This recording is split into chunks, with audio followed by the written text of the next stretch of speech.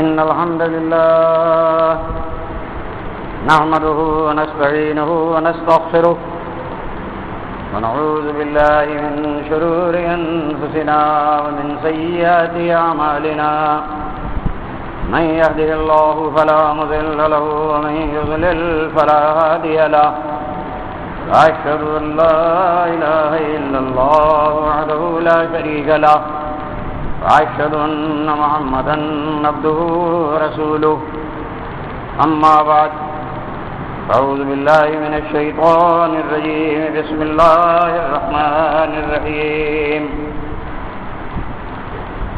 وما خلقنا السماوات والأرض وما بينهما لاعبين ما خلقناهما إلا بالحق ولكن أكثرهم لا يعلمون إن يوم الفصل ميقاتهم أجمعين يوم لا يغني مولى عن مولى شيئا وهم لا ينصرون إلا من رحم الله إنه هو العزيز الرحيم. عزیزان گرامی، سورہ دخان کی یہ چند آیات، لیکن قبل اس کے ان آیات کی روشنی میں کچھ عرض کروں. امت پر مدت ہے دراز سے بالعموم اور بر صغیر کی اس نام نہاد مسلم آبادی پر بالعموم جو ضلالت اور گمراہی کی ایک تاریخ اور جدید چادر جو ہے وہ تنی اور اس کا حدود اربع، اس کا گھیراؤ جو ہے وہ روز بروز کم ہوتا چلا جا رہا ہے.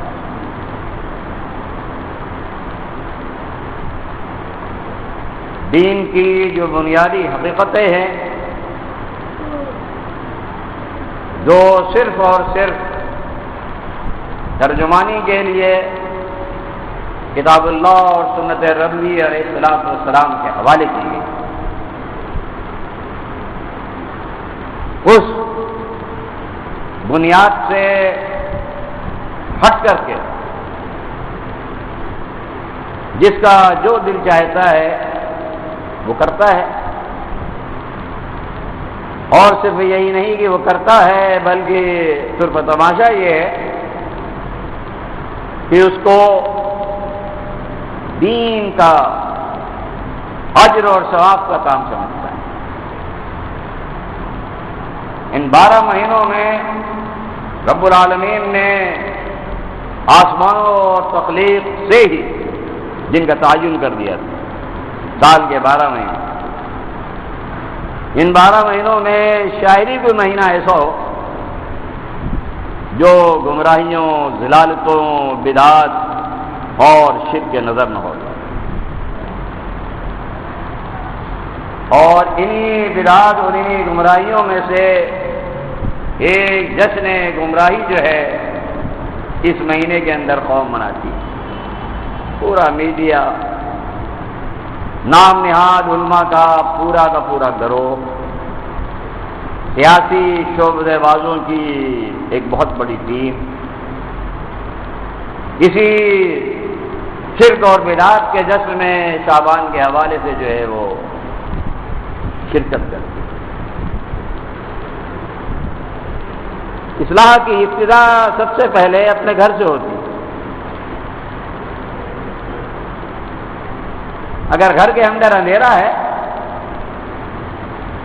اور اس کے بعد دائی اپنے گھر کی فکر نہیں کرتا ہے اور باہر نکل کر کے جو ہے بیرونی دنیا میں قال اللہ قال رسول کا ترانہ گاتا ہے یا جہاد کے نقارے پر چوٹ ڈالتا ہے تو یہ ایک قابل غور ہے، لمحہ فکریہ. انبیاء کی دعوت کو آپ دیکھیے، ابتدا جو ہے ہمیشہ گھر سے ہوئی ہے. ابراہیم علیہ السلام نے سب سے پہلے اپنے ابا کے سامنے جو ہے توحید کی کھلی دعوت رکھی. رسول اللہ صلی اللہ علیہ وسلم کو حکم دیا گیا وانذر عشیرتک الاقربین، بالکل شروع زندگی ہے مکے کہ آپ اپنے رحم کے رشتوں کو، اپنے قرابت داروں کو، اپنے برادری کے کنبے کو سب سے پہلے رب العالمین کے عذاب سے، شرک کی پاداش میں جو دنیا میں بھی اور آخرت میں بھی اللہ نے مقدر کر دیا ہے اسے ڈرائیے. عشیرتک الاقربین،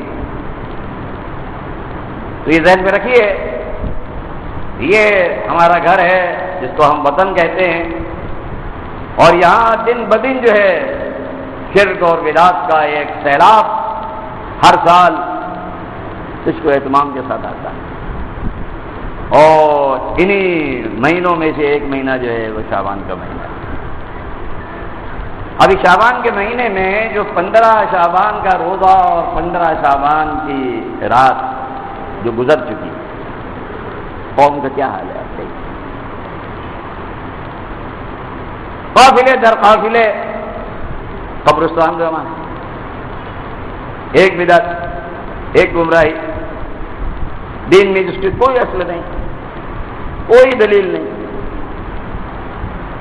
لیکن چراغاں کیا جاتا ہے، روشنی کی جاتی ہے، راستے صاف کیے جاتے ہیں کہ یہ قبرستان جایا جائے.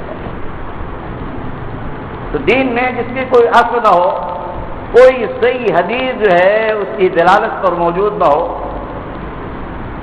خیر القرون کا دور اس عمل سے بالکل عاری ہو اور قوم اس کو دین بنا لے، اسی کو بدعت کہا جاتا ہے. کل بدعت ضلالہ اور کل ضلالۃ فی النار، ہر بدعت جو ہے وہ گمراہی ہے اور ہر گمراہی جہنم کی آگ. آپ مجھے بتائیے کہیں سے کوئی آواز اٹھی، اخباروں نے ایڈیشن نکالے اس دن کی فضیلت، اس رات کی فضیلت، کم و بیش ہر مرتبہ فکر کے مولوی نے جو ہے اپنا اپنا حصہ جو ہے اس میں ڈالا. اب قیامت الناس کہاں جائے یہ سوچو، وہ کہاں جائے بھائی؟ وہ اخبار اس کے گھر میں آ رہا ہے، اس کا ایڈیشن یہی بتا رہا ہے، یہ برات ہے، شاعری ہو رہی ہے، منظوم خراج عقیدت پیش کیا جا رہا ہے، امام غائب کے چرچے ہو رہے ہیں. آدھا آدھا صفحہ جو ہے وہ ایک روزنامے کے اندر وقف کر دیا گیا ہے امام حاضر کے لیے کہ ان کی آمد، اگر عیسیٰ علیہ السلام دوبارہ آ سکتے ہیں، عنوان دیکھیے، اگر عیسیٰ علیہ السلام ابھی حیات ہیں اور وہ آ سکتے ہیں دوبارہ، ٹھیک ہے، ہمارا عقیدہ اور ایمان ہے اس بارے میں کہ عیسیٰ علیہ السلام نزول عیسیٰ ہوگا، لیکن باقی باتیں کہ حضرت خضر بھی ابھی زندہ ہے، انہیں موت نہیں آئی ہے، اصحاب کہف بھی ابھی زندہ ہیں اور انہیں موت نہیں آئی ہے، یہ مثالیں دی جا رہی ہیں کہ اگر حضرت خضر ابھی زندہ ہیں، اگر اصحاب کہف بھی زندہ ہیں، یہ دو قومتیں ہیں. ہاں ایک بات چلو سچی کہیے کہ عیسیٰ علیہ السلام کو نزول ہوگا، نہ رہے، اس میں کوئی شک نہیں. اور اس صغرا اور کبرا سے ملا کر کے کیا چیز نکالی گئی کہ امام حاضر نہیں آ سکتے ہیں، نہیں زندہ ہیں، غار میں نہیں ہو سکتے ہیں، یہ سب اتنی لمبی حیات پا سکتے ہیں تو امام حاضر نہیں پا سکتے. اور امام حاضر کو پھر آواز دی گئی ہے کہ آ جائیے، ادرکنی، ہماری خبر لیجیے، جلدی کیجیے. ایک آدھا صفحہ، اور یہی نہیں، ایک تیر سے دو شکار. پھر اس کے بعد بعض اہل سنت وال جماعت کی جو حدیث کی کتابیں ہیں ان میں سے ضعیف ترین روایتیں جس کو محدثین نے پوری شدت کے ساتھ جو ہے رد کیا ہے. علماء سلف نے جس کی تردید کی ہے کوئی اصل نہیں ہے. ان کے حوالے مسعود احمد جلد یہ صفائی ہے، اس کے حوالے بھی دیے تاکہ بتا دیا گیا کہ دیکھو بھائی تمہارا بھی یہی عقیدہ ہے یہ ہمارا ہی نہیں ہے. تو دونوں مل کر کے اس ضلالت اور گمراہی کے دریا کے اندر خوب غرق ہو جائے, ڈوب جائیں. کہیں سے آواز نہیں آئی. علماء حق سے کیا ذمہ داری ہے؟ حق دائیوں کیا ذمہ داری ہے؟ اللہ کے دین کے غلبے کے لیے جینے اور مرنے والوں میں کیا ذمہ داری ہے؟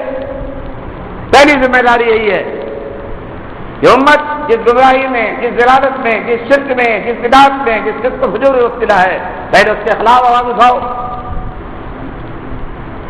تم قومی ادارے میں بڑھا رہے ہو. استحکام پاکستان کا مسئلہ بعد میں آتا ہے, استحکام ایمان کا مسئلہ پہلے نمبر پر. ایمان کو استحکام بخشو, سب کچھ بن جائے گا. ہر ایک چیز کو استحکام مل جائے گا. کوئی فکر نہیں ہو سکتا. جس کو قوم سمجھتے ہو, یہ قوم نہیں ہے. مسلم ملت ہے, یہ قوم نہیں ہے. پہلے ذہن کو نکال دو, یہ قوم نہیں ہے. ہم قوم نہیں ہیں, ہم ملت. ہم اجمی ہوتے ہوئے عربی امام الانبیاء علیہ الصلوۃ والسلام پر ایمان لائے. ہم اجمی ہوتے ہوئے اس کتاب پر ایمان لائے جو عربی پر اتری, اس زبان میں اتری جو اجمیوں کی زبان نہیں ہے, عربوں کی زبان ہے, اور وہ اللہ کی زبان ہے, نطق الہی ہے. ہمارا رشتہ اس فرد بسر سے ہے ملت ابراہیم علیہ السلام سے, جن کا علاقے کے لحاظ سے, زبان کے لحاظ سے, زمانے کے لحاظ سے کوئی اقسام کی نہیں, کوئی تعلق نہیں. ہزاروں سال ہو گئے ابراہیم علیہ السلام کی بعثت. شام اور فلسطین کا علاقہ, وہاں کا باسی مکے کے اندر اس طرح ہجرت اختیار کر کے بے آب ہو گیا. چٹیل میدان میں حضرت حاجرہ علیہ السلام اس نے چھوڑ دیا, اور آج وہ ساری چیزیں دین بن گئی. وہ زمزم دین بن گیا, وہ مقام ابراہیم دین بن گیا, وہ صحیح صفا مروہ دین بن گیا, وہ مینا کے اندر رمی و جمار دین بن گیا, وہ قربانی دین بن گئی. یہ سارے نشانات کس کے ہیں؟ سیدنا ابراہیم علیہ السلام کے اور ان کے خاندان کے. تو ہم قوم نہیں ہیں, ملت ہے. تو ایک گمراہی جو میں نے عرض کی, اس رات کو قبرستان جانے کی تھی جو قوم نے پورے تجھ کو اہتمام تھی.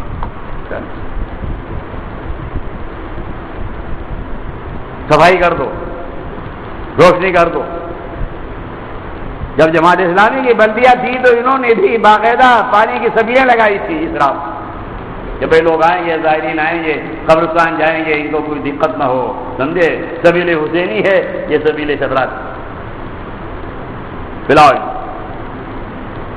یہ خدمت ہو رہی دین کی.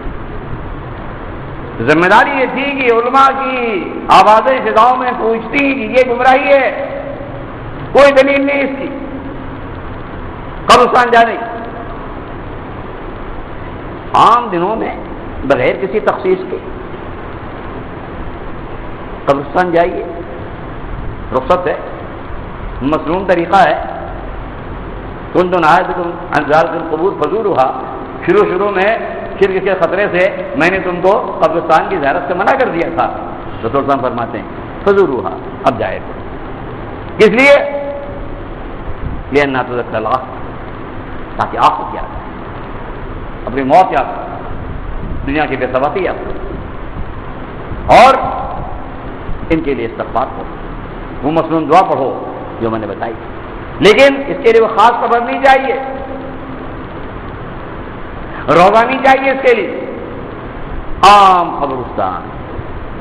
بلکہ عبرت کے لیے تو آپ غیر مسلموں کے قبرستان میں بھی جا سکتے ہیں. عبرت کہ وہ بھی انسان تھا, فرعون کے لاش سے بھی عبرت حاصل کرے گا. قرآن نے کہا عبرت حاصل کرو. ہاں ان کے لیے دعا نہیں ہو سکتی مشرک کے لیے, لیکن ان کی قبروں سے, ان کے قبرستان جا کر کے اگر عبرت کی نیت ہو جائیے, منع نہیں, دعا کے لیے نہیں جائیے. مسلمانوں قبرستان میں عبرت کے لیے بھی جائیے, دعا کے لیے جائیے. لیکن یہ رات بے دلیل، کوئی دلیل نہیں ہے۔ رسول اللہ علیہ وسلم کی کسی صحیح حدیث میں اس رات کو قبروں کی زیارت کا کوئی جواز قطعاً نہیں نکلتا ہے۔ دوسری بات، پھر اس رات کو سورہ دخان جو میں نے پڑھی ہے، اس کی ابتدا جن آیات سے ہوتی ہے، اعوذ باللہ من الشیطان الرجیم، حامیم والکتاب المبین، حروف مقطعات، اور پھر قسم کھائی گئی ہے ایک ایسی کتاب کی جو بالکل واضح ہے، کتاب روشن ہے، گمراہیوں کے بادل چھٹ جاتے ہیں اس نور اور اس روشنی سے، اس کی قسم کھائی گئی، اس کو گواہ بنایا گیا ہے۔ اور پھر اس کتاب کے بارے میں مالک نے فرمایا انا انزلناہ فی لیلۃ مبارکہ، کہ ہم نے اس کتاب کو نازل کیا ہے اس مبارک رات۔ اب یہاں سے صوفی مزاج کے لوگ جنہوں نے تاریخ اسلامی کے ہر دور میں اسلام کو جو ہے پراگنڈا کیا، کھلیا بگاڑا ہے، کتاب و سنت کے چہرے کو انہوں نے جو ہے مست کیا۔ انہوں نے کیا کہا کہ یہ جو ہے انا انزلناہ فی لیلۃ مبارکہ، کہ ہم نے اس کتاب کو نازل کیا ایک مبارک رات میں۔ یہ مبارک رات جو ہے وہ شعبان کی نصف رات، 15 شعبان کے رات۔ اب آپ دیکھیں کہ قرآن کی نص موجود ہے کہ قرآن کا نزول شعبان میں نہیں ہوا ہے، قرآن کا نزول رمضان میں ہوا ہے۔ سورہ بقرہ، شہر رمضان الذی انزل فیہ القرآن، رمضان مبارک مہینہ ہے کہ جس کے اندر قرآن نازل کیا ہے، انزل فیہ القرآن ھدی للناس بینات من الھدی والفرقان، سورہ بقرہ۔ تو نص قرآنی موجود ہے، قرآن پکار کر کہہ رہا ہے کہ شعبان کے مہینے میں قرآن نازل نہیں ہوا ہے، نزول قرآنی کا مہینہ جو ہے رب العالمین کے فرمان کے مطابق جو ہے وہ رمضان۔ پہلی بات تو یہ شعبان نہیں۔ پھر دوسری بات لیلۃ المبارک، جس کو ہم لیلۃ القدر کہتے ہیں، اور قرآن بھی کہتا ہے انا انزلناہ فی لیلۃ القدر۔ پھر رمضان کے مہینے کی بھی قرآن نے تخصیص کر دی ہے کہ رمضان میں ایک رات میں ہم نے اس کو اتارا ہے، اور وہ رات لیلۃ مبارکہ ہے، لیلۃ القدر ہے، جس میں ہم نے اس قرآن کو اتارا، انا انزلناہ فی لیلۃ القدر۔ دو باتیں نص قرآنی سے بالکل واضح ہو گئی کہ نزول قرآنی کا مہینہ رمضان ہے، شعبان نہیں، اور لیلۃ مبارکہ جو ہے یا لیلۃ القدر ہے، اور یہ جو ہے رمضان کے مہینے کی کوئی رات ہے۔ دو بات۔ اب کون سی رات؟ اللہ کے نبی صلی اللہ علیہ وسلم کی صحیح حدیث سے موجود کہ تلاش کرو۔ ام المومنین عائشہ رضی اللہ تعالی عنہ سے بھی کہتے ہیں نبی صلی اللہ علیہ وسلم، صحابہ سے کہتے تعرف القدر، تلاش کرو لیلۃ القدر کو، رمضان کی آخری عشرے کی طاق راتوں میں، 21، 23، 25، 27، 29، 5 رات۔ تو انہی 5 راتوں میں سے کسی ایک رات کو رب العالمین نے قرآن نازل کیا ہے، لوح محفوظ سے سمائے دنیا پر۔ یہ بالکل قرآن کی آیات اور اللہ کے نبی صلی اللہ علیہ وسلم کی صحیح ترین احادیث سے ثابت ہو۔ یہ مبارک رات رمضان کی آخری عشرے کی 5 طاق راتوں میں سے کوئی ایک رات، یہ نہیں معلوم، حسب نہیں کیا 21 ہے، 23 ہے، 25، 27، بعض صحابہ کے آثار ہیں، وہ ایک الگ بات ہے، لیکن رسول اللہ علیہ وسلم کی حدیث حسر نہیں کر رہی ہے کسی رات کے لیے سوائے ان 5 راتوں میں سے کوئی ایک رات۔ اور فضیلت کتنی تو آگے بیان ہو رہی، انا کنا منذرین، ہم یہ چاہتے تھے کہ خیر اور شر، حق اور باطل، نفع اور نقصان، کامیابی اور ناکامی، جنت اور جہنم کے درمیان جو شریعت کے فیصلے ہیں، جو دین کے رہنمائی ہے، وہ اس کتاب کے ذریعے ہم لوگوں کے سامنے لے آئیں۔ یہ ہمارا مقصد۔ فیہا یفرق کل امر حکیم، اس رات تمام فیصلے کر دیے جاتے ہیں حکمت سے بھرے ہوئے۔ اب رمضان کی اس رات کو جو لیلۃ القدر ہے، اس میں رب العالمین ملائکہ کے ذمے پورے ایک سال کے جو امر ہیں وہ حوالے کر دیں۔ کس کو موت آنی ہے؟ اس سال کے اندر یعنی اس رمضان جو گزر گیا ہے، اس رمضان سے لے کر اس رمضان کے آنے تک، اس پورے ایک ہجری کیلنڈر کے سال کے 12 مہینے میں جس کو موت آنی ہے، فرشتے کے حوالے کرتا ہے۔ اس کو موت آنی تمہارے ذمہ، روح قبض کر، جتنے بھی رزق کے معاملے، اللہ حضل خیال، تقدیر کے بہت سے فیصلے ان کے حوالے کرتے ہیں۔ یہ ملائکہ جو ہیں رب العالمین کا رندے ہیں، ان کے حکم سے رب العالمین کے حکم سے اس کائنات کے اندر ہی اپنی ڈیوٹی انجام دیتے ہیں۔ اس کی سنت ہے، چاہے تو اس کے بغیر بھی کر سکتا ہے لفظ کن سے، اور کتنی بار اس نے کیا بھی لفظ کن سے۔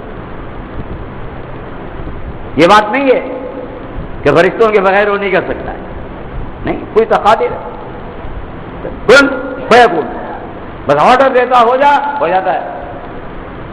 لیکن اس کی ایک سنت ہے کہ یہ نظام کائنات وہ ایک تدبیر سے چلا رہا ہے، پورے نظام کو چلا رہا ہے۔ سیاروں کا اپنا نظام ہے، بارش کا اپنا نظام ہے، زمین کا اپنا نظام ہے، اور آکسیجن ہوا کی ساری جو آج سائنس ترقی کر رہی ہے، اسی نظام میں قدرت کو کھول لگا لیتی ہے۔ ہم نے اور آپ نے ایک سائنٹسٹ نے کچھ نہیں کیا، وہ نظام قدرت ہے۔ اگر وہ ضابطہ نہ ہوتا ہے کہ یہ سائنٹسٹ، یہ ٹیکنیشین کچھ بھی نہیں کر سکتا، وہ ایک نظام سے بنا دیا۔ روشنی اسٹریٹ لائن میں چلے گی،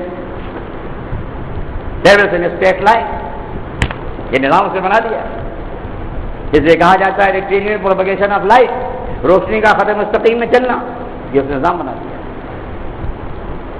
اس کے فوائد سائنس معلوم کر لیتی، آواز مڑ جاتی، بینڈ ہو جاتی۔ اگر روشنی کی کرنیں اسی طرح بینڈ ہو جاتی تو دنیا کی کوئی چیز پوشیدہ نہیں رہ سکتی، کوئی چیز پوشیدہ نہیں رہے جا سکتی اگر بینڈ ہو جائے۔ اپنا راستہ بنا لی، اسٹے راستے میں کوئی آپ کے لیے رک گئی، آگے نہیں بڑھ، پردے میں آواز اگر اسٹیٹ ہوتی، جب تک آمنے سامنے نہ کھڑا ہوتا آدمی نہیں سنائی دیتا، یہ بینڈ ہو جاتا، ادھر راستہ میں نکل جاتا۔ تو یہ مالک نے سسٹم بنا دیا، انسان کھوج لگا لیتا ہے۔ اسی طرح تدبیر امن فرشتوں کے ذریعے رب العالمین کراتا ہے، فرشتے کو حوالے کر دیتا ہے ایک سال۔ تو یہ جو قرآن کی آیت ہے فیہا یفرق کل امر حکیم، ضمیر جا رہی ہے لیلۃ القدر، لیلۃ مبارکہ، اور وہ شعبان میں نہیں جائیے، شعبان میں کوئی نس نہیں ہے، نہ کتاب اللہ کی نہ صحیح حدیث کی، بلکہ کتاب اللہ کے رسول جو ہے تردید کرتی، صحیح حدیث تردید کرتی ہیں شعبان کی اس رات کی لیلۃ القدر کے حوالے سے۔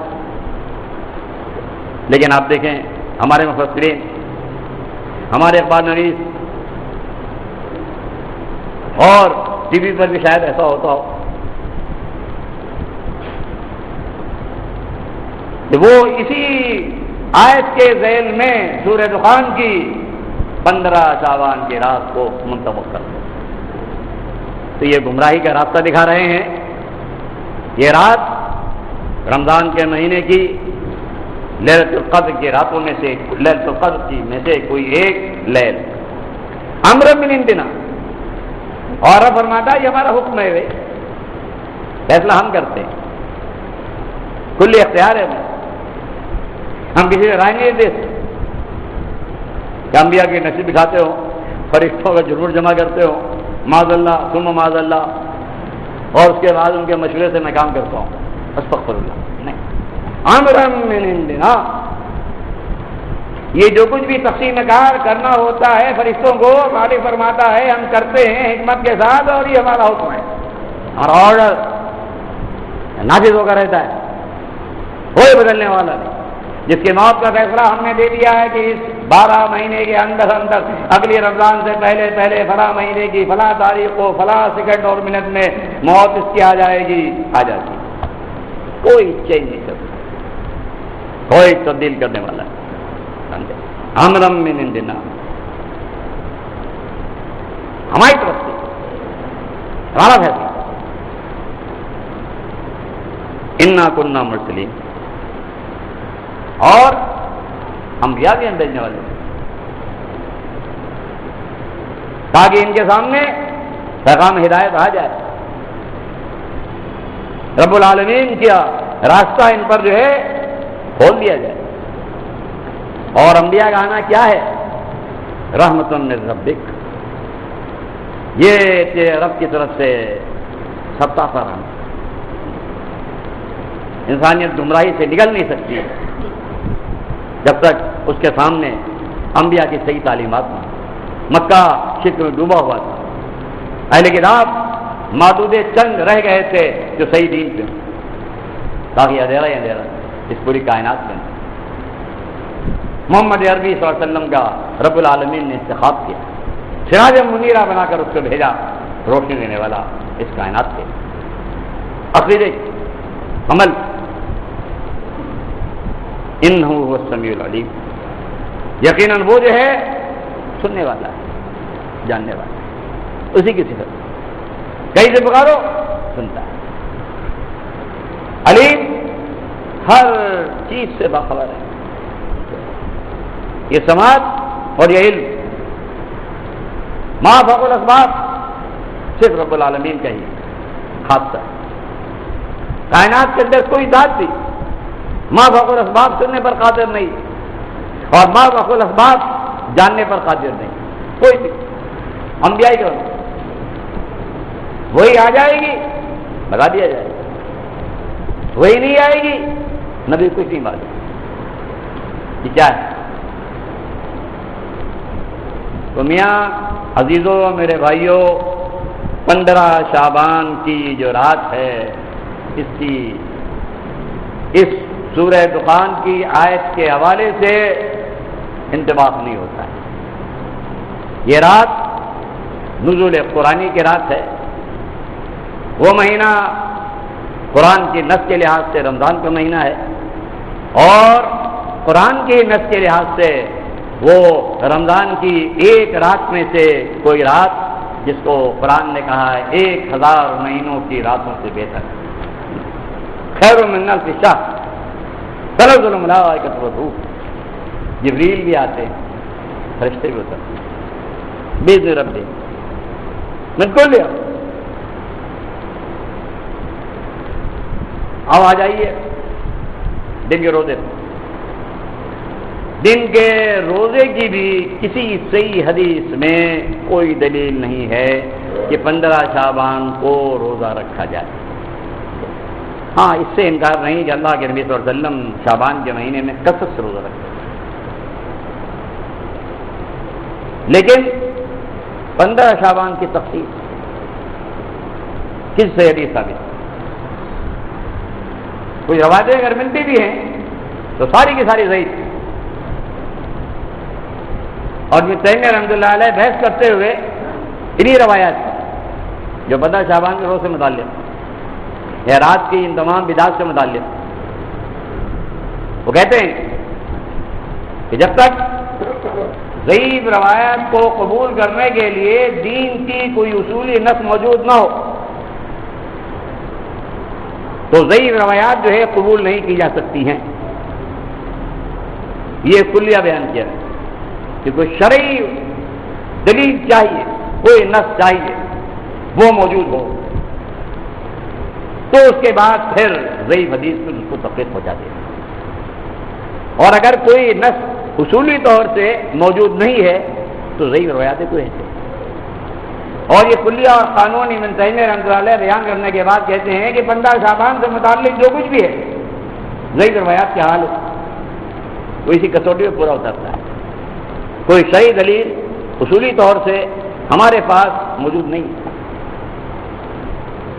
تو ان روایات کی کوئی حیثیت نہیں ہے. لیکن میرے اندازے میں آج اس معاشرے کے امت مسلمہ کے جتنے بھی طبقے ہیں مختلف ناموں سے جو معاشرے میں ہمارے موسوم ہیں الا ماشاء اللہ کوئی بھی ایسا نہیں چند ایک کو چھوڑ کر جو 15 شعبان کی رات اور 15 شعبان کے دن کی فضیلت کے چرچے نہ کریں. بڑھوی حضرات کو تو خیر تذکرہ ہی بیکار. روافض اہل تشیع کی تو بات ہی نہ کیجیے. یہ مہینہ ہی امام غائب کا ہے. وہ تو ادرک نہیں ہے. رات کو بھی آپ میرے یوٹیوب پہ کھڑے ہوئیے وہ سارے پیغامات جا رہے ہوں گے. سمندر کے موجود منظر دیکھ لیجیے جا کر. ہر سال ہوتا ہے. پکارا جاتا ہے, آواز دی جاتی ہے کہ کب تک بیٹھے رہو گے بھائی غار کے اندر, عراق میں کب تک رہو گے؟ اب تو بوڑھے ہو رہے ہو بھائی. بوڑھے کیا بہت لمبی عمر ہوگی, صدیاں بیت گئی بھائی, 1000 سالوں کراس کر لیا بھائی. اب تو آ جاؤ. یہ سزائیں بلند ہوں گی. اخبار میں موجود ہے, جنگ میں کل ہے, یہ پکارا گیا ہے جلدی آ جاؤ, جلدی کرو, خبر لو ہماری. ان کو الگ رکھیے, یہ انہی کا مہینہ ہے. اصولی طور سے یہ انہی کا مہینہ ہے اور وہ ہمارے اندر داخل کر دیا. امت مسلمہ اہل سنت والجماعت کے لوگوں کے اندر جو ہے اس کو ڈال دیا گیا.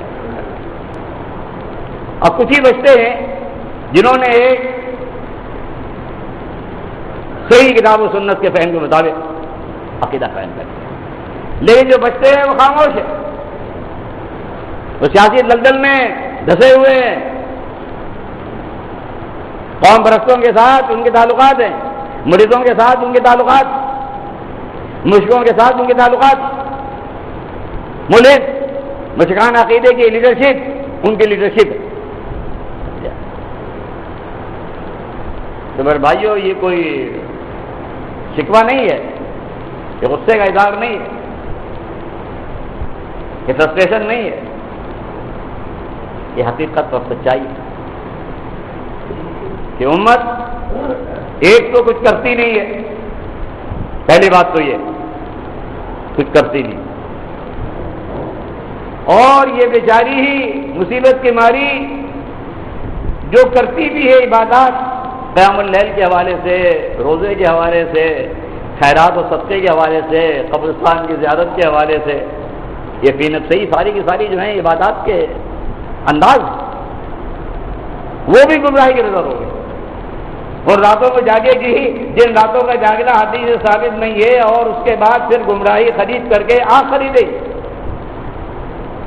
جن دنوں کی تخصیص کے لیے کوئی روزہ نہیں ہے اور اس روزے کی تخصیص کر کے ہدایت کو بیچ کر کے گمراہی خریدے. آپ دیکھیں, آپ باقی حلوے کی بات تو الگ ہے, وہ تو حلوے تو خوب بن رہے ہیں. اور شب برات آپ دیکھیں, مرکب دیکھیے, شب فارسی کے لفظ, برات عربی کے لفظ, ان دونوں کو جوڑ کیسے ہو گیا بھائی؟ نبی صلی اللہ علیہ وسلم تو شب برات نہیں فرمانے والے تھے, فارسی نہیں جانتے تھے, اور بھی اتنی یتیم نہیں ہے کہ لشکری زبان کی طرح اردو کی طرح وہ جو ہے دوسری زبانوں سے لیتی پھرے. اس کے اندر تو تلواروں کے سینکڑوں نام ہیں, اونٹوں کے سینکڑوں نام ہیں. ہم تصور کیجیے عربی زبان میں اتنی وسعت موجود, قیامت کی زبان. ہماری بدقسمتی ہے کہ پاکستان اب سہولت کی عمر تو پہنچ گیا ہے, اور عربی زبان ہم نہیں اپنے بچوں کو سکھا سکے ہیں. اپنے ججز کو, اپنے یونیورسٹیز کے وائس چانسلر کو ہم قرآن کی زبان, رب العالمین کی زبان نہیں سکھا سکے. ہاں, بدیشی زبان ہم نے سیکھ لی.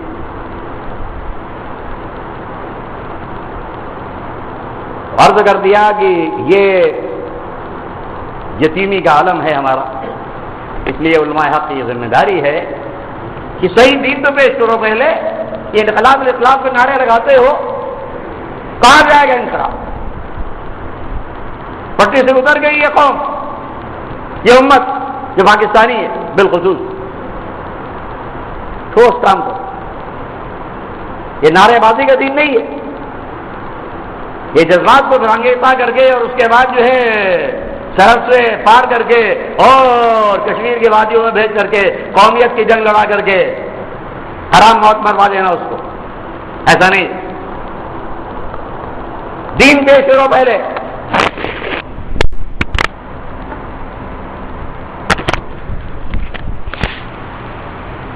ان الحمد للہ نحمده ونصلي على رسوله الكريم وعلى آله وصحبه اجمعین. اما بعد اعوذ باللہ من الشیطان الرجیم. عزیزان گرامی، اس سورہ دخان میں بھی آپ دیکھیں قرآن کے نزول کی رات کا تذکرہ کرنے کے بعد مالک فرماتا کیا ہے، پیغام کیا ہے اس امت کے لیے، اس انسانیت کے لیے؟ لا الہ الا اللہ، یہ پیغام. سورہ اعراف میں بھی یہی مضمون، یا ایھا الناس انی رسول اللہ الیکم جمیعا. پڑھ جائیے سورہ اعراف. یہاں بھی وہی دوسرے طریقے سے دوسرے صحرائے میں قرآن نے ریپیٹ کیا ہے. یہاں پر سورہ دخان، لا الہ الا اللہ، کوئی معبود نہیں. اتنی خبریں مجھے، اتنے معبود. مکے والوں 360 سے ہمارے کتنے ہیں گنتی کرو ذرا، گن نہیں پاؤ اتنے معبود. اور ان معبودوں کی پرستش کے جھرمٹ کے اندر بیٹھے ہوئے ہم حلف اٹھائیں لا الہ الا ہو. اور اس کی پہلی صفت کیا بیان کی ہے؟ الوہیت کی. یہی یمید، وہی زندگی دیتا ہے اور وہی مارتا ہے، اسی کے اختیار. زندگی دینے والا ہو کوئی بھی نہیں ہے اللہ کے، کوئی بابا، کوئی کاکا، مولا علی، پیرانے پیر، شہید کربلا، لاہور والا، کسی کے پاس کچھ نہیں. انبیاء، رسل، ملائکہ، کوئی دینے والے نہیں. یہی وجمید بتا دیا گیا، صفا بتا دی گئی الہ کی. ربکم رب آبائکم الاولین، دیکھو یہی تمہارا رب ہے. ربکم تمہارا رب یہ ہے، اور رب آبائکم الاولین، اور تمہارے پہلے جو گزر چکے پرکھا، پرانی نسلیں، بزرگ، ان کا رب ہے. تو انگڑائی لے اس امت مسلمہ کے خمیر سے وہ امت جو توحید کی شاعرہ فرمائے. پاکستان کی سرزمین میں دعوت کا میدان کھلا ہوا. صوفی نہیں بناؤ، چلے نہیں کٹواؤ، ان کو بنباس نہیں دو، رابانیت نہیں سکھاؤ. صحابہ کے اس پہ آؤ، تابعین تبع تابعین کے اس پہ آؤ. آج اس 15 شعبان کی رات اور دن کے حوالے سے آپ دیکھیں اس سواد اعظم جسے کہتے ہیں، جس جمہور کے ذریعے آپ الیکشن ہو رہی ہیں، یہی جمہور اور ان کے الیکٹڈ نمائندوں سے پھر ملک کا نظام چلایا جائے، جس میں دیندار بھی ہیں، نام نہاد بے دینوں کے تذکرہ ہی دیکھا.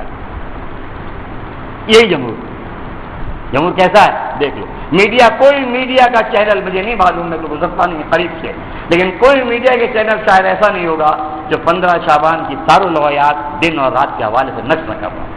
بہرحال وقت زیادہ ہو رہا ہے، آخری بات عرض کرنا ہے اللہ کے بندو کہ اب رمضان کا مہینہ دستک دے رہا ہے، لیلۃ القدر بھی ہے، اور من قام رمضان ایمانا واحتسابا غفر له ما تقدم من ذنبه. من قام رمضان ایمانا واحتسابا غفر له ما تقدم من ذنبه.